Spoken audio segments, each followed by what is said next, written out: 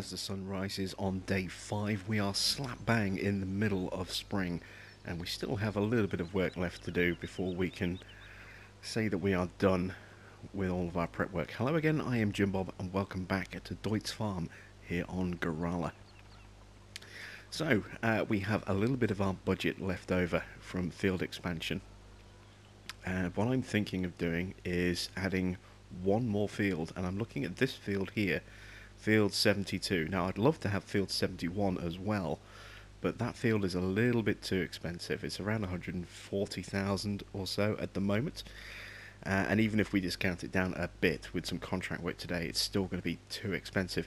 This field though is considerably cheaper, and if we discount that a little bit as well, that'll eat up the last of our budget for new fields, and also give us a little bit of extra land as well. It's a thin strip, but it's quite a long strip, so we should get a decent kind of return if we plant something on there. So we're going to do a bit of contracting work on that field, and probably on the field next to it as well. But before we do that, we have some fertilizing to do. So we're going to break out the Agro Star today, and we're going to start off, we're going to go and weed our fields, our grass fields. The grass has started to grow, and so they are now ready for the first application of fertilizer by weeding them.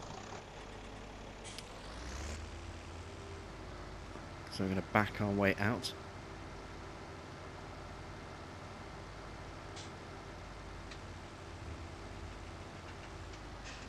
Now hopefully we won't lean forward too much. Oh yeah, we did lean up a little bit. Let's grab the weight then as well, just to be sure that we're going to be okay. Let's close that gate. Close those doors there, and we need to open the main gate so we can obviously drive out. There we go. And there you can see that the front is sitting up just a little bit too high there. So we'll attach our front weight just to give us a little bit more balance there. We'll firm up the steering a little bit.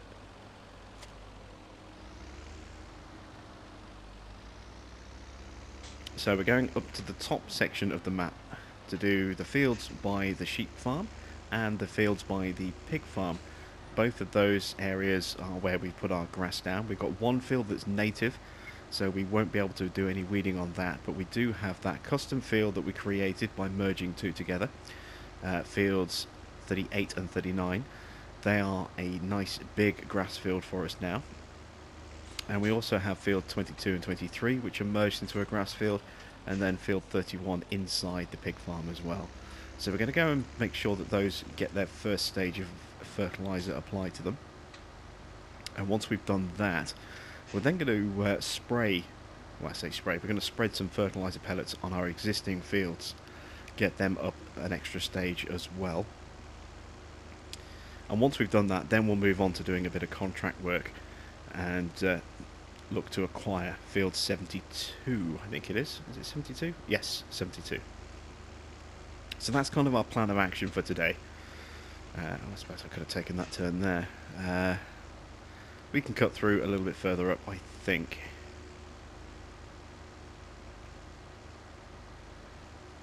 So many little sort of cut-throughs and side roads that sometimes I do kind of forget where I am at times. I get a little bit lost, but not to worry. In fact, tell you what, let's, seeing as we're on this road and we possibly missed the ideal turn-off, let's actually deal with our pig farm fields first of all. So we'll turn here instead.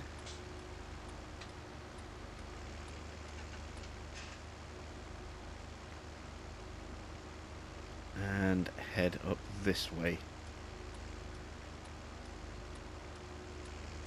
We're into autumn on Seasons in the Valley, and the transformation with those brown trees and leaves looks fantastic, and I can't wait to see what this map looks like when we hit that stage of the year as well, because it's going to look amazing. This is just one of those maps that is laid out so well with the vegetation and the trees, you know, along the roads, that it's just going to look absolutely incredible. Just driving down this road here, for example, is going to look great with these trees all browning in different shades. some orange, some brown, some red. It's going to look fantastic. I can't wait for autumn, but we've got a long way to go before we get there yet. So let's open up the gate.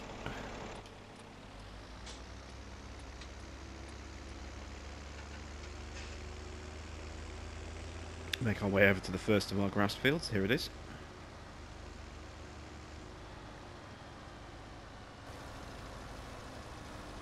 And we'll unfold the weeder. Oh, no, I've just disconnected the weight. There we go. That's unfolding the weeder.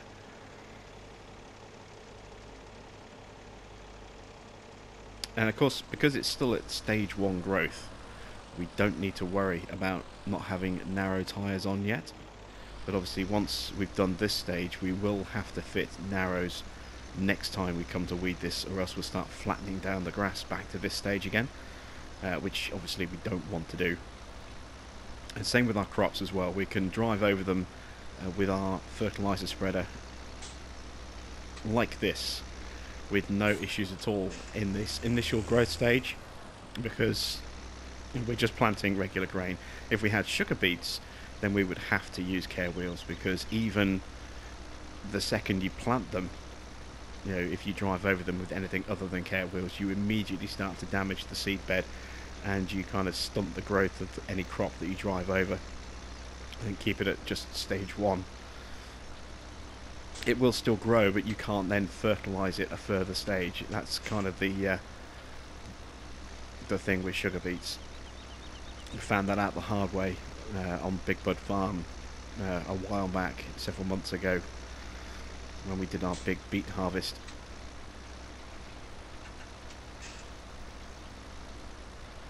But yeah, I'm looking forward to progressing this farm. I think this one in particular is going to look incredible as the years, as the seasons roll through.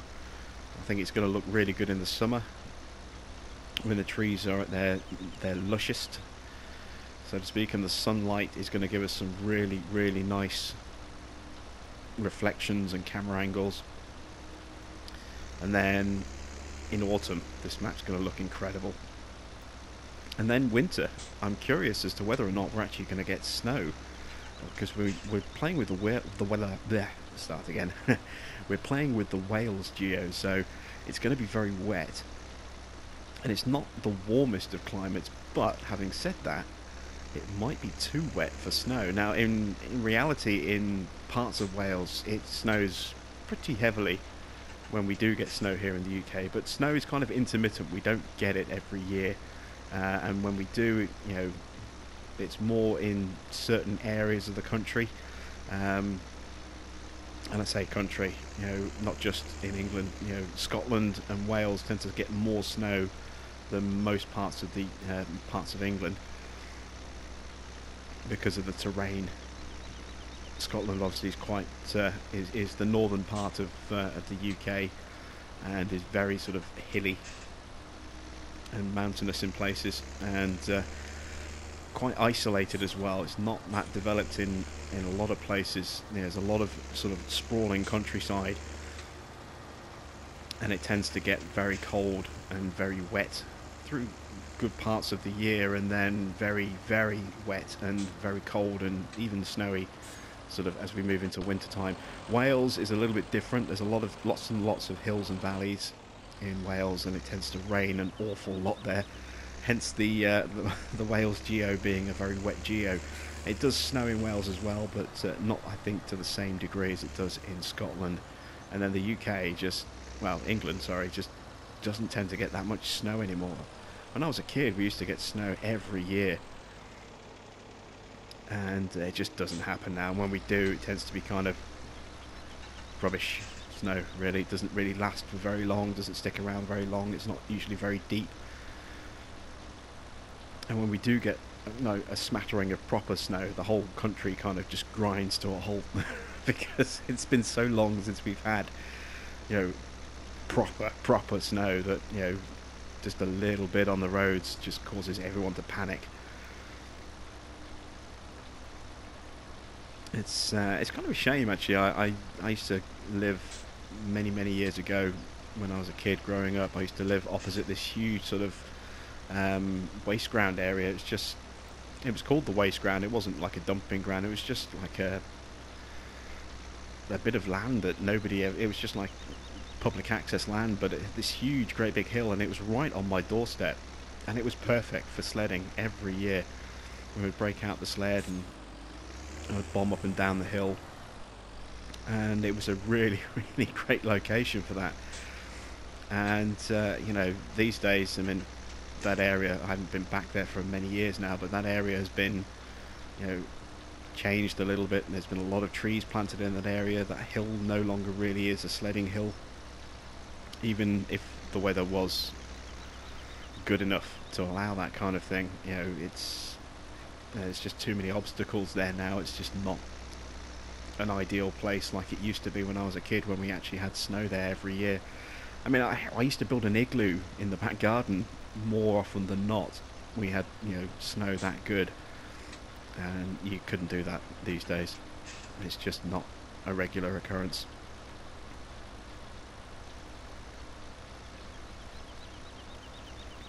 But yeah, I don't know if we're going to get snow on this at all. It might be too wet for snow.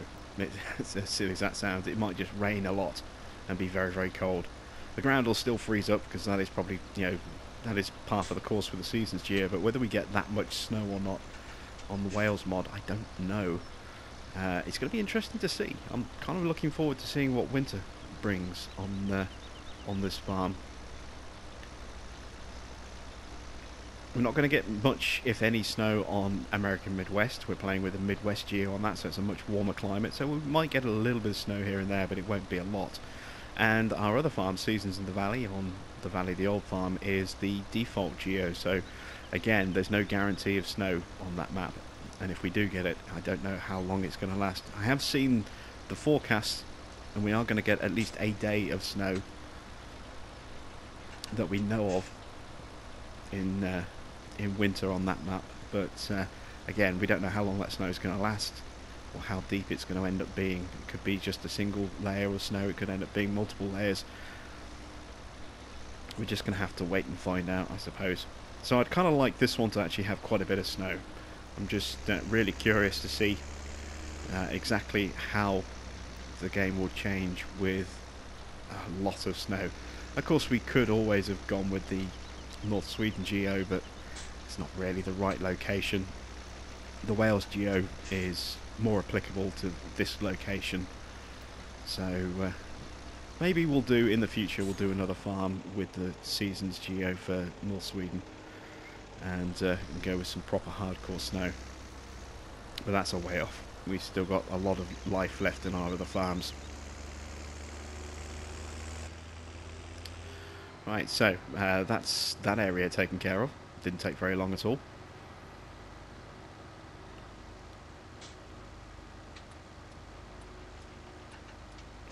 So now we're going to head over to the sheep farm and do the 2 fields over there. And when they're done, then we'll start spreading some fertilizer pellets on our crop fields.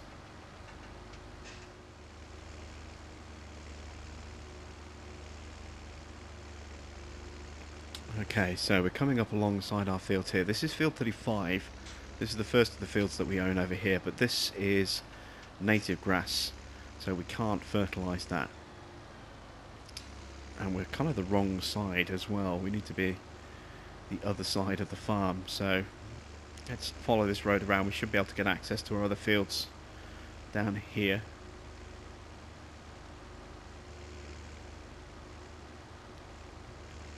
See, this is the actual sheep pasture just there, and here is our field here.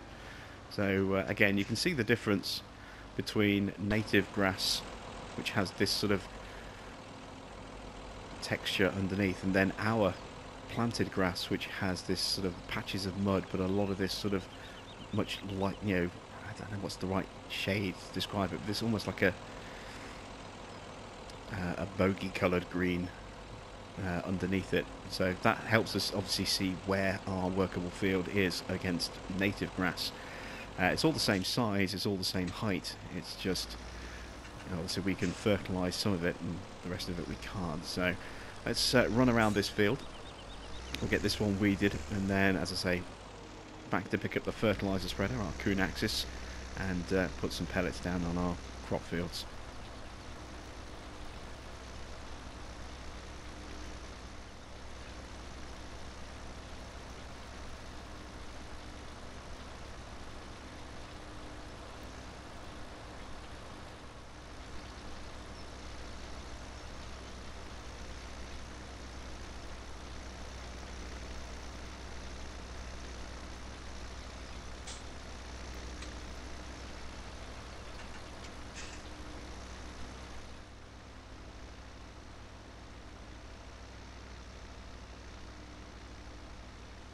So we're just about done with this field. We've got a little bit left, just that little patch just there, as you can see.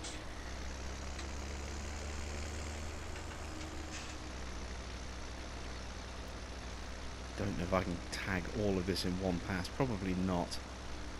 Oh no, just about made it, there we go. Excellent stuff. So, let's get that folded up.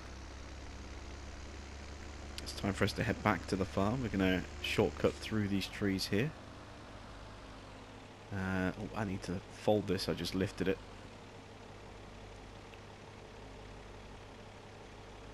There we go. So, from here back to get the axis, put some pellets down, and then contracting. So that we can discount field 72, buy that field, and then start discounting field 71 as well. If we've got enough cash at the end of the year, or at least when the harvest rolls around, depending on whether we've been able to raise additional funds, then we may even be able to buy that before it needs to be harvested.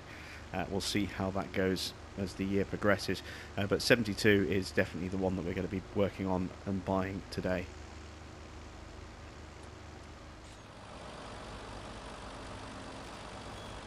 So we're back here in the yard. Let's get these doors open. Put the weeder away and then switch over to our axis. We need to fill this up. It hasn't got anything in it just yet. And we'll do that just by simply backing up to the pallets and hitting the right stick. And hopefully they'll take from the top and not the bottom of the stack.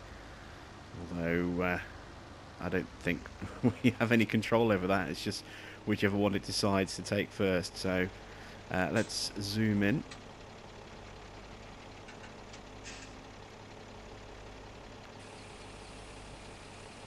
You see we're starting to get some fertiliser in there. We're just going to put a pallet in there. Hopefully it'll be one from the top. It is. Thank you very much for that. Let's close the lid.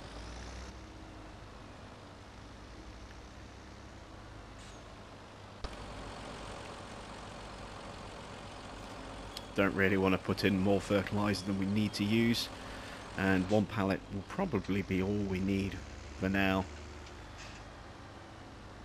So, which of our fields do we need to spread? Well, there's this one here, and which other one of our fields is growing? This one down here, 76 and 77.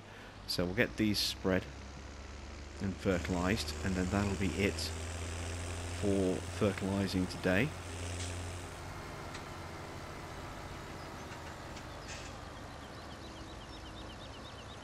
The axis has got a pretty good working width. We've used this before on Fent Farm, so I'm familiar with this piece of equipment. I think that should be about right.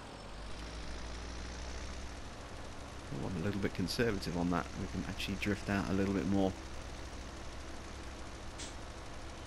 There we go. This won't take very long to do at all. You know, a good wide working width. We're running at 12 miles an hour. We'll have this field done in a minute, I would imagine. And then that field will be a little bit trickier because it's a bit awkwardly shaped. The way it bends around the corner. Oh, we're going offline. Started drifting without paying attention. So we're going to have to waste a little bit of fertiliser, but I don't want to have less than 100% coverage on the field, so be it.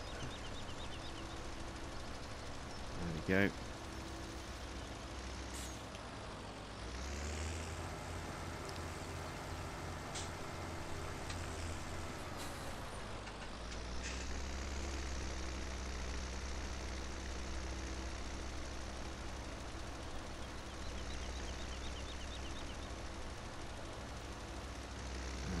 that bit done. I have to be careful with this going forward. Make sure that we don't end up trampling some crops when they hit their next growth stage. I mean, we'll have care wheels on, so we should be fine, but you never know. Stranger things have happened.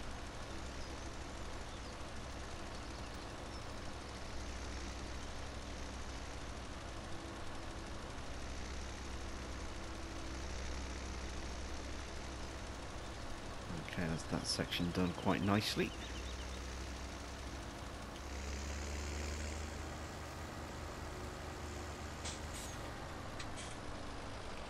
And we should be able to cover the rest of this in one single sweep.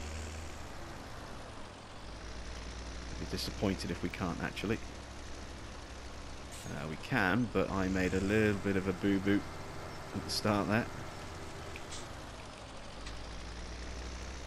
There we go, that's better, that's got it.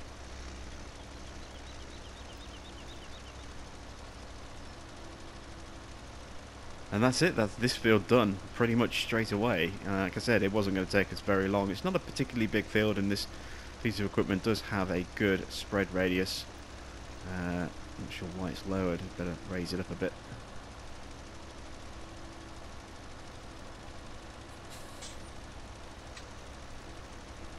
There we go. So, on to the next field. This one is going to take a bit longer to do. It's quite a long stretch of field over there, and then a bit of a wide bit just over there. So, this one's going to be a little bit trickier. It's not a nice straightforward up and down job like the last field, but we'll get it done.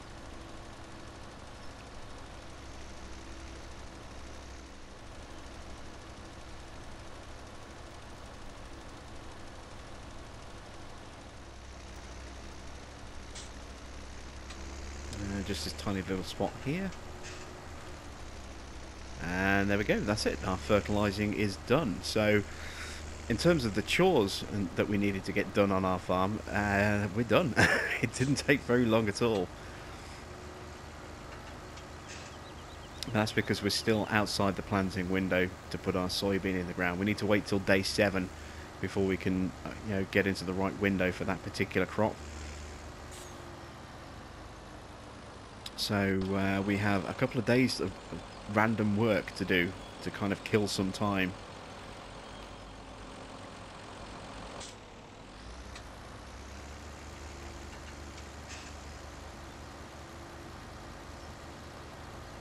There we go, we finished with the spreader, so let's lower that down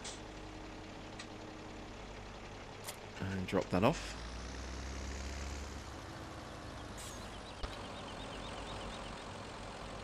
Close the shed back up again, and pretty much done with our aggro staff for today as well, so we'll put that away. We'll keep the weight attached because we're going to be using that again, and it's going to need the weight, so we'll leave that weight attached. And we'll just park up just there. There we go. So let's take a wander over to the start of field 72 and pick up a job from the farmer that owns that field. And here it is. It's not that far away from our farm, as you can see, so it's reasonably close. It's a very long stretch up and down the field here. It's not that wide, as you can see, but it's not that expensive either. It's only 82,000, and we're going to discount that a little bit before we actually do own the field.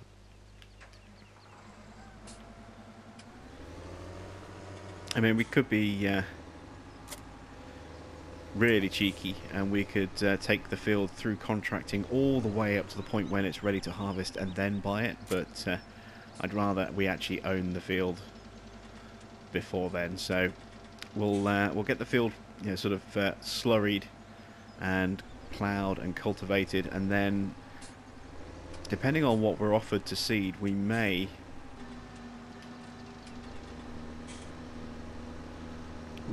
get the contract job to actually seed the field, or I may actually use our own seeder. I haven't decided what I want to put on this field just yet. We've got a choice of crops. We've got wheat and we've got barley already in the ground. We've got a whole load of canola in there as well, so we've got a good money crop to sell. It's way too early to put soybean down, and I kind of want to get something planted today. I don't really want to do sunflowers because we don't have the header that we need, and I don't want to have to lease a second header, especially just for this thin strip here. So that kind of leaves just more wheat or barley, really. Can't do corn for the same reason we can't do sunflowers. So yeah, it doesn't leave us with a lot of options. I'm guessing it's going to be wheat or barley. We'll check our field, see which of the two crops that we've already planted is going to produce a bigger amount, and then probably either double down and stock up on that one, or switch and mix and match and try and balance the two, depending on how big the disparity is between them.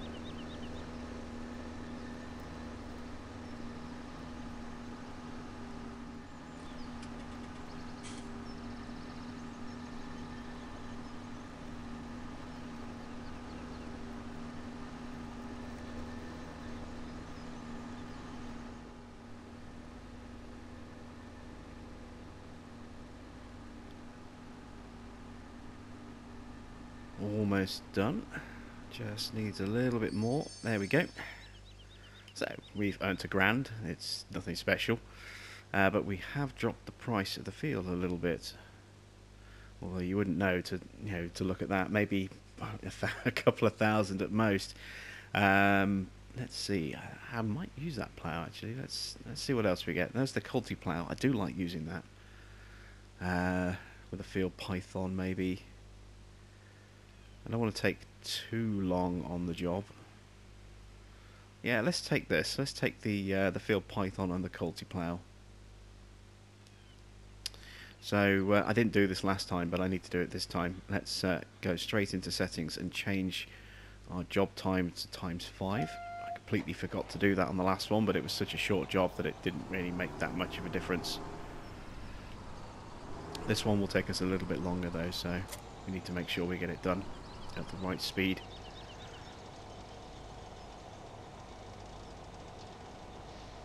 But this culti plough is a fantastic little piece of equipment.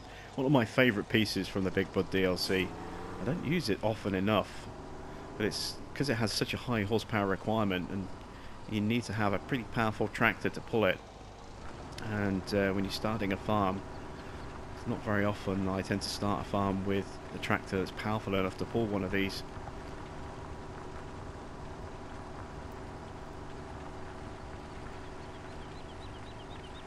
And there isn't a Deutz Fahrm, or even a tractor within the sort of Same Deutz Fahrm brand that's powerful enough to pull one of these.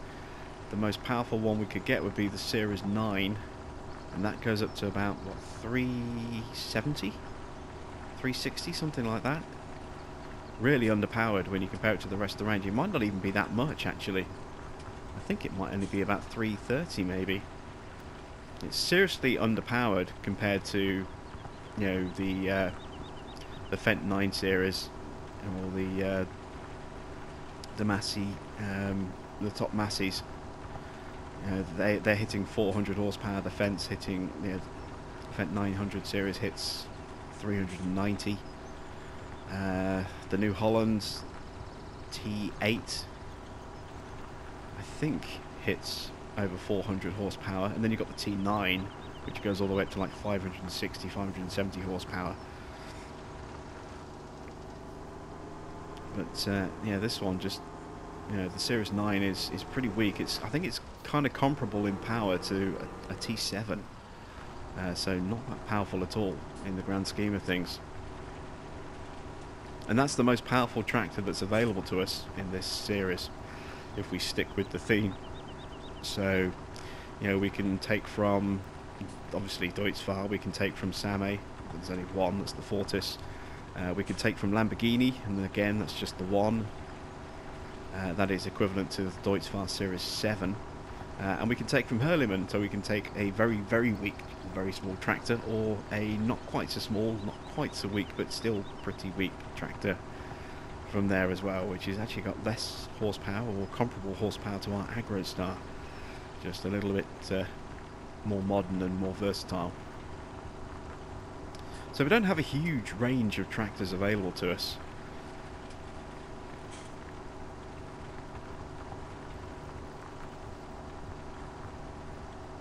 That is going to limit our choice of equipment as the farm progresses and gets a little bit bigger. Be interesting to see which direction we end up going with our equipment.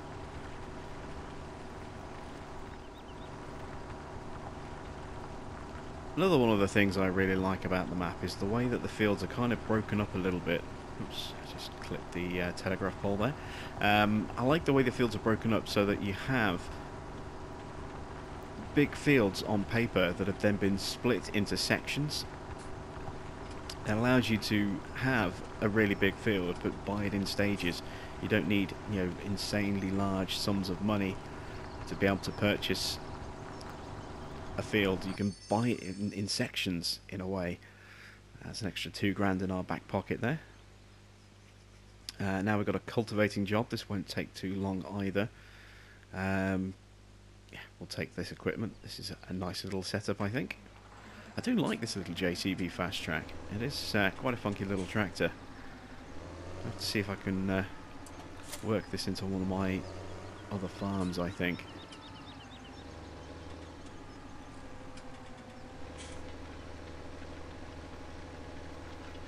But, yeah, I do like the fact that we can break these fields up and buy them in stages, so that there's no huge obligation to raise $500,000 to buy this area of land. We can buy it in strips and sections, and then as we add an extra section we can plough it in and combine it with what we already own, and you know, eventually we end up with everything in this area and one great big field. I mean, obviously we can go with 78 and 70, what we already have, combine that into 71, then combine into 72, then 73, and if you wanted to go all the way to the extreme, we could even then combine it with 63, 64 and 74 and just have one massive field. Obviously we'd have to rip up quite a few trees to do that, but I think that that path we might be able to plough through. I'm not sure actually, we might not be able to plough through that field or through that pathway. That might still stay there. I mean, if that path is removable, then yeah, that would be quite a big chunk of land. I don't think that one can be ripped up looking at it. I might be wrong. The ground looks so bumpy and uneven though, just there. It looks like it's a solid fixture. I think we'd end up with just a dirt track running straight through the middle of that large field.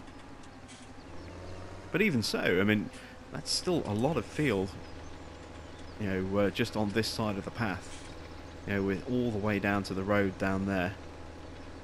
You know, with 73, we could even do part of 74 as well if we wanted to, and part of 64. And then the top half of 64 could be combined with 63. Or we could just do 64 and 74 as a field, and then the block that we're on now, and then 63, and just have 3 big fields in this section. The possibilities are endless. They're up to us, and we can do it in that modular sense because of the way that we can buy these fields in pieces. I really like that.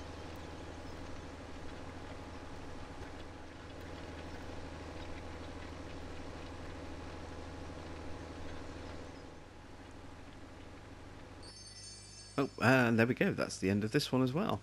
Apparently we really brought our A game today. Fantastic. Well, we got a nice little payout there. What's this field down to now? 77, and he wants spuds. No, not doing spuds. Not doing corn or sunflowers either. That could be anything.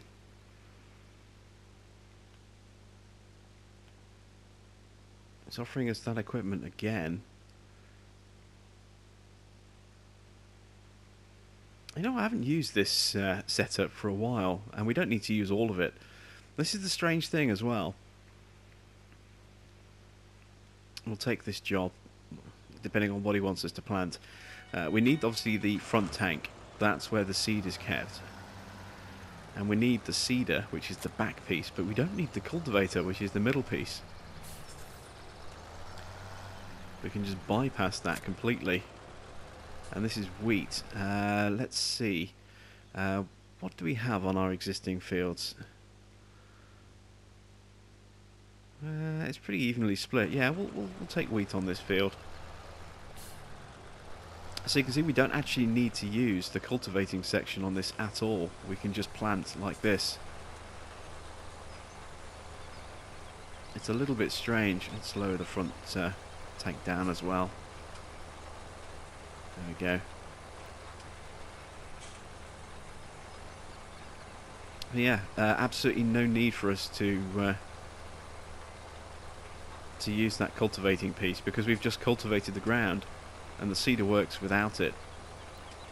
So all we're doing is we're just encumbering our tractor with a little bit of extra weight that it doesn't need, and making it a little bit wider and longer at the back as well, which makes it a little bit more awkward to turn. We'll just run like this. Oh, we didn't change our contract time. There we go.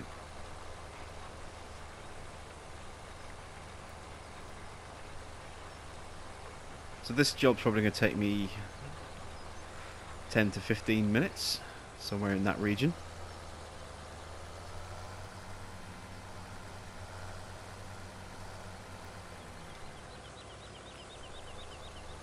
I'm going to put an edge on the end here. I'll do the same at the other end as well.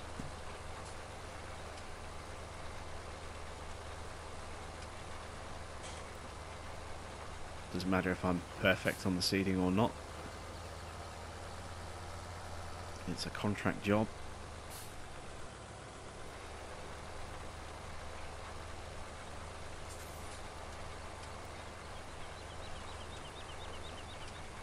For this 4 meter working way, it feels so small. Considering that we're using the coupling jockey, which is a 6 meter, and not only that, you know, just the size of it, it doesn't look, because it's such a short based unit. Obviously the main bulk of it is the front part as well, with that's where the seed tank is. It just feels really small. It makes it feel like even a small field like this is going to take forever, when in fact it's only going to take us just over 10 minutes or so to do. But yeah, it's strange how perception can change just on a visual impression.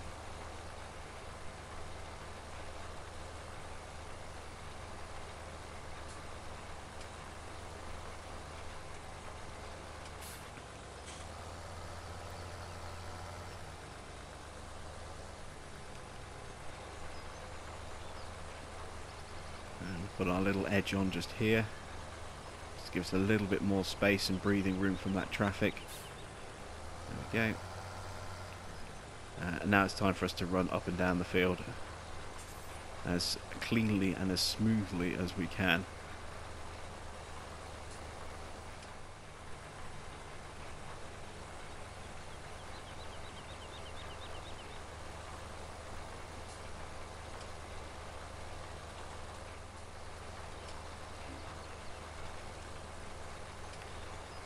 Well, our contract work on this field has almost come to a close. We're not going to do the fertilising.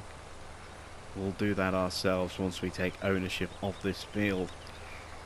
But I wonder what the current time of day is left on this. We don't actually see the clock until the job is finished. There we go. Oh, it's just gone midday, so we've still got plenty of time left in the day. Okay, well this field is now down to 75 grand, so we've knocked a good amount of cash off it. That's not too bad at all. Let's take out some money so that we can buy this field.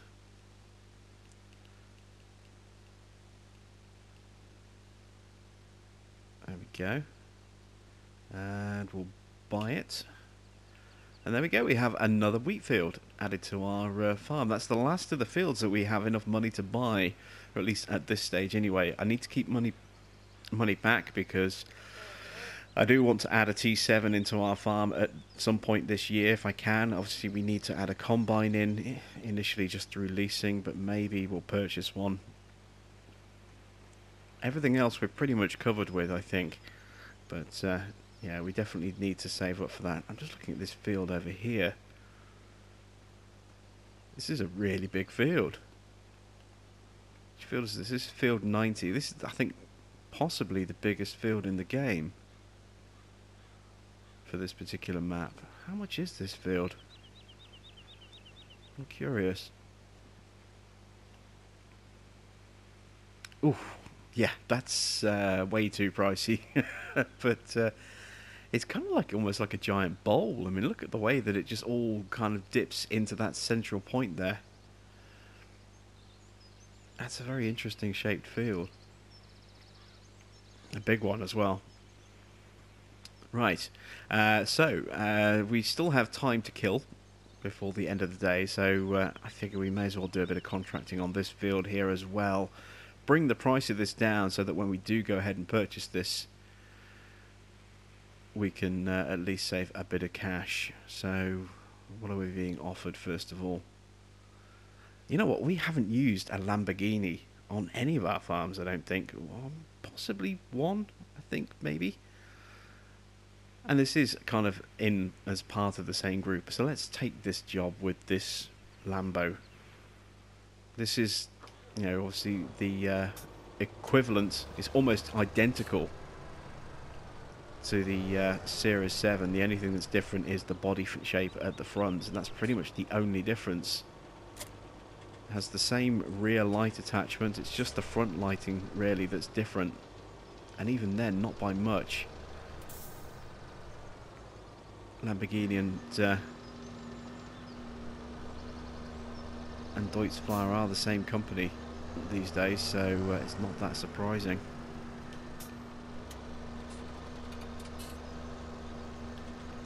But yeah, it's quite nice actually. Take a spin in the Lambo. It's not a bad looking little tractor really, is it? I mean, as I say, yeah, visually it's very, very similar, almost identical to the Series 7, and I do prefer that, but it's still a pretty nice little tractor, this. Not a bad interior. Nice sunlight, sunroof there.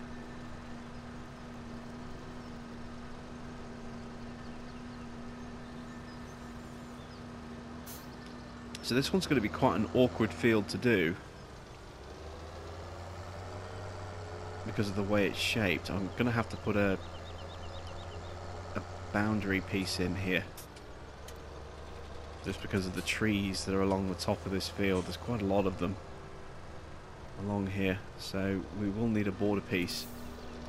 The trickiest bit as well is going to be around that water feature, that pond that's recessed into the field there.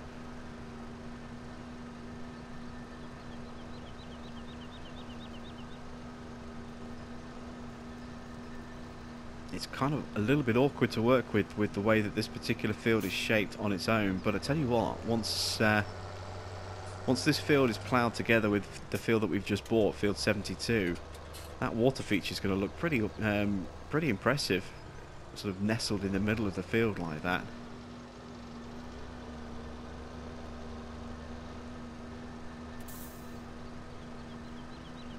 Kind of looking forward to the day when we get the chance to do that.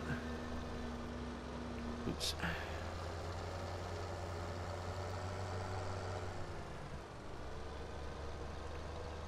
Might happen this year. More than likely it will be next year when we add this field to our repertoire. It all depends, I suppose, on how much money we can raise through the year and how much money our harvest will bring in. I want to try and be a little bit more careful with the money on this farm. We are playing on a 9-day season, so we need to have a good amount of land to keep us occupied across all 9 days of each season. But at the same token, you know, I don't want to be incurring, you know, high interest loan payments for 9 days in every season. It's a little bit different with American Midwest. We were able to literally max our loan out on that, and I'm still waiting to see exactly how much our payments are going to be on that one. But we were able to max the loan at 1.5 million on that one because we already had an extremely valuable and profitable farm without even having any grain to sell. That farm was still making, you know, tens of thousands a day thanks to the orchard and the cows with their milk income. With seasons in the valley, it looks, there's still a couple of days to go, but it looks as though you guys are very much in favour of me doing the nuggets. We'll be able to boost our farm income quite substantially. We have around 800 to 900,000 dollars, or sorry, euros of debt on that farm. So adding in €1 million isn't going to be a magic bullet that's going to just give us a huge amount of land and equipment. Some of it's going to go on expanding the farm, some of it's going to be on managing that debt, bring that down to probably at least, you know, 300 grand off that debt. Maybe a little less, maybe a little more, but somewhere in that kind of region. This farm, I don't want to do the nuggets, and I don't want to put us horrendously in debt. I want to try and keep this one a little bit more balanced. We'll see how we end up with that. So, right, I've waffled on for a little while we've been kind of running up and down here in the Lamborghini. I'm going to start skipping ahead on these jobs, so you'll see me sort of at the beginning, the end, and maybe a couple of shots in the middle. But we're going to start rattling through some jobs on this field now.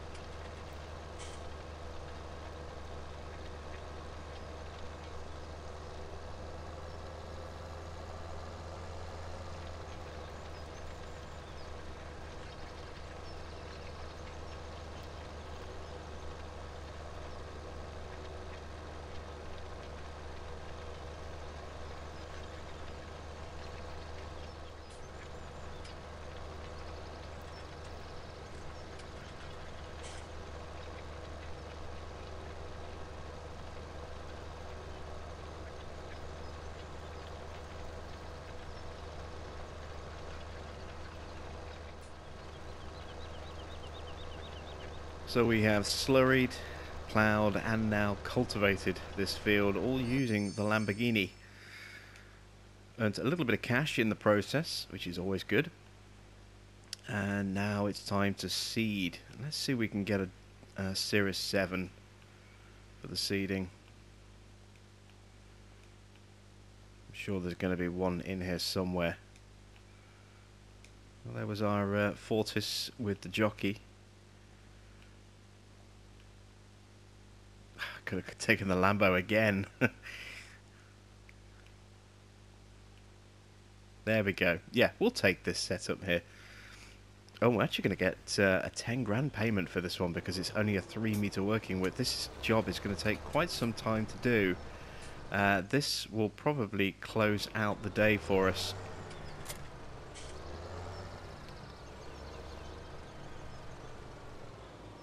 And it looks like we have wheat again. Oh, this is going to be weird, working on such a long and narrow piece of equipment here.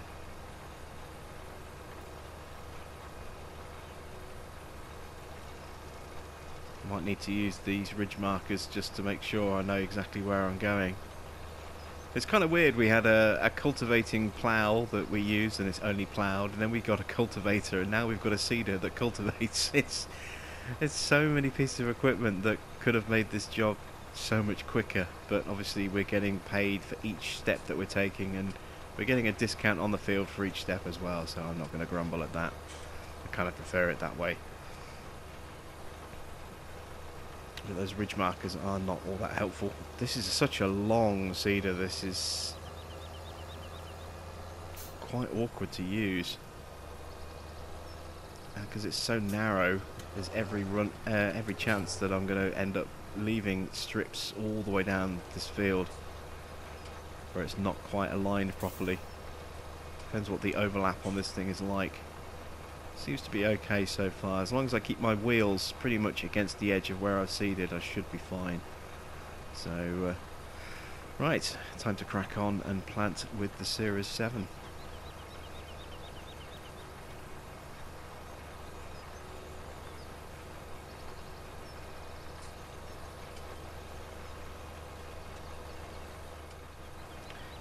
You know, I'm not sure if it's just the sun starting to set or if we've got a change of weather coming. I didn't pay attention to the weather radar, so I'm not 100% certain, but I just get the sneaking feeling that rain is about to start setting in on this job.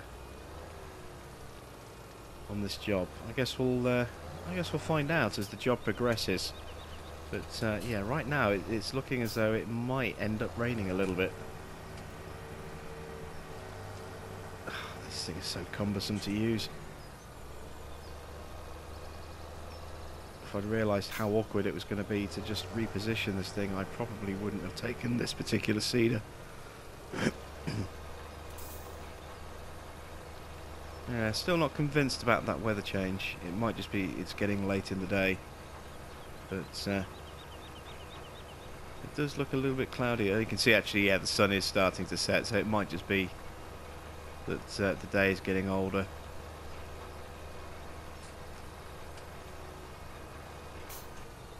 Be really careful on the edge of this field. I did actually clip just a tiny patch of it with a cultivator last time out, so nicked just the edge of my newly acquired field there, but be really careful not to do that again.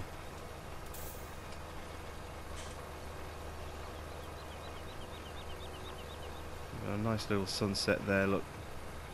Right, yeah. Cracking on. Seeding to get done.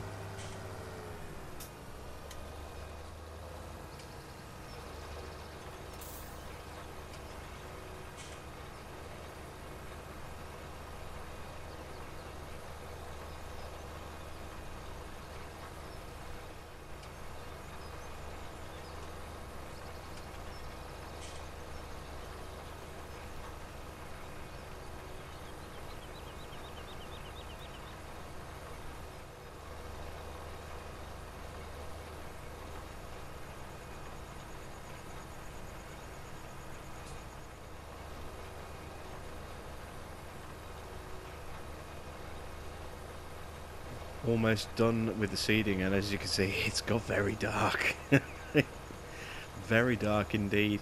You'll notice, you may well have seen the little snippet I showed, I actually repaired the damage I did to the field by just overlapping. Obviously this is planting wheat, and we planted wheat on that field there as well, so I was able to quickly just cover up that little bit that I'd torn up by mistake earlier. Get that repaired.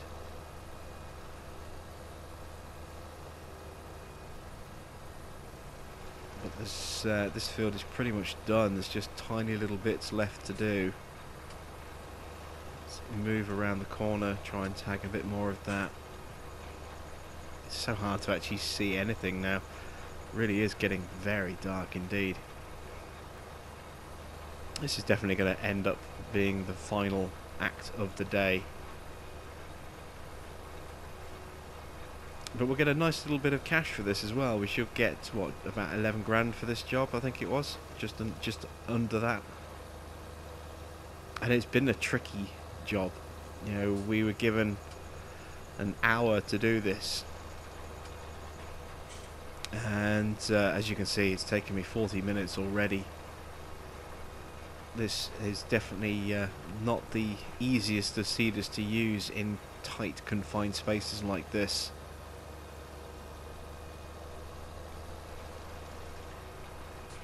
It's so long that it really does make things quite tricky. But there we go, job is done. Just a fraction under 11 grand as our payment. This field is now down to 137,000. And what time is it? Oh, it's 5 to 10 at night. Let's put our flashlight on so we can see where we're going. And before I forget, let's pay back a little bit of that cash as well. That'll help reduce the amount of interest that we'll have to pay at midnight. So, nothing left to do now but lock the gate at the front of the farm and tuck in for the night. So, thanks for watching. I'm Jim Bob, and I'll be back with some more Deutz Fahrm very soon.